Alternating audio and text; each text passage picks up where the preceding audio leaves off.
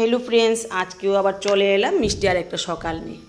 तो बंधुरा देखो এই যে পেঁপেটা হয়তো পাখি কিংবা কাঠবিড়ালি খেয়ে ফেলে দিয়েছে, তো এটাকেও এই কিচেন ওয়েস্টের সাথে দিয়ে দিলাম। আর এতদিন তো আমি এখানে দিয়েছি, কালকে আবার অন্য সাইডে দেব। তো বন্ধুরা এইভাবেই কিন্তু আমি বাগান করি, কিছুদিন একটা জায়গাতে দেই কিছু কিচেন ওয়েস্ট, আবার কিছুদিন পর আরেকটা জায়গাতে দিই। তো এই কিচেন ওয়েস্টের দৌলতেই কিন্তু আমার বাগানটা দাঁড়িয়ে আছে। আর তোমরা তো জানো আমি আমার বাগানে কোনো রাসায়নিক সার কিংবা ঔষধ দিই না। আর শুধু কিচেন ওয়েস্ট আর ভাতের ফেনে কিন্তু আমার বাগানটা এত সুন্দর। আর তোমরা তো দেখতেই পাও যে আমি আমার বাগান থেকে কত পরিমাণ শাকসবজি পাই। তো এই যে দেখলে যে চাল কুমড়োর চারাগুলি অনেকটা বড় হয়ে গেছে, এগুলি অনেক ছোট ছিল যে সময় লাগিয়েছিলাম, এখন কিন্তু এগুলি গ্রোথ খুব ভালো হয়েছে। আর এর মধ্যে একদিন শুধু ভাতের ফেন দিয়েছি, তাতেই দেখো কত সুন্দর হয়েছে। তো আজকে এর গোড়াটা একটু পরিষ্কার করে মাটিটা একটু ঝুরঝুরে করে নিলাম, দেখি কালকে আবার একটু খাবার দিয়ে দেব, মানে ভাতের ফেন দিয়ে দেব।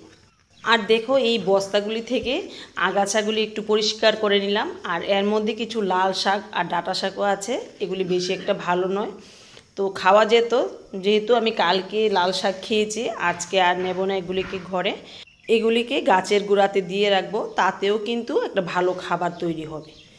তো অনেকগুলি বস্তায় আমি খালি করে নিলাম পরিষ্কার করে টোরে। তো এর মধ্যে আজকে আমি ঢেঁড়সের বীজ দিয়ে দিলাম।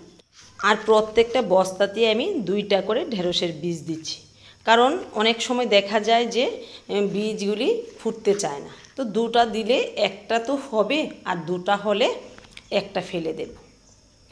তো দেখো সবগুলি বস্তাতে এরকম করে দিয়ে দিলাম। এবার চলো কিছু আগাছা আছে সেগুলিকে গাছের গোড়াতে দিয়ে দিই। দেখো বস্তাতে এত পরিমাণ আগাছা হয়েছে, মানে কি বলবো, দেখো প্রচুর হয়েছে। আর এই আগাছাগুলি বস্তার যত খাবার দাবার ছিল সেগুলি মজা করে খেয়েছে। দেখো কত বড় বড় আগাছা হয়ে গেছে।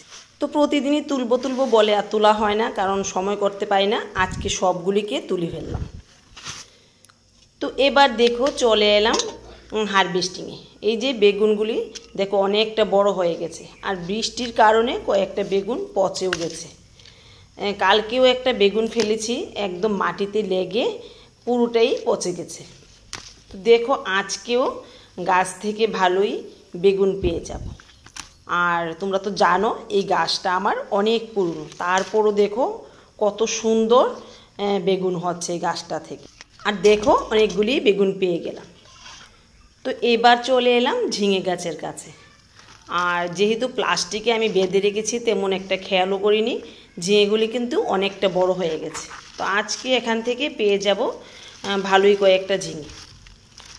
তো দেখো এরকমভাবে প্লাস্টিক দিয়ে যদি বেঁধে রাখি তাহলে কিন্তু পোকা হোল করতে পারে না, আর ঝিঙেগুলিও খুবই সুন্দর হয়। তো তোমরা এইভাবে রাসায়নিক কোনো কেমিক্যাল স্প্রে না করে এভাবে প্লাস্টিক দিয়ে বেঁধে রাখতে পারো, ঝিঙেগুলি কিন্তু খুবই ভালো হবে। দেখো একটা ঝিঙেও কিন্তু নষ্ট করতে পারেনি পোকা, একদম ফ্রেশ। তো এবার চলে এলাম কারকুল গাছের কাছে। আর দেখো আজকে প্রথম এবছরের কারকুল তুলছি, যদিও কারকুলগুলি তেমন একটা সুন্দর নয়, দেখো পোকা হোল করে নিয়েছে। তো আর 2টা কারকুল বেরিয়েছে, সেগুলিকে প্লাস্টিক দিয়ে বেঁধে দিলাম। তো দেখা যাক, গত বছর তো প্রচুর পরিমাণে পেয়েছি, এবছর কেমন পাই। তো এবার কিছু লঙ্কা নিয়ে ঘরে চলে যাব।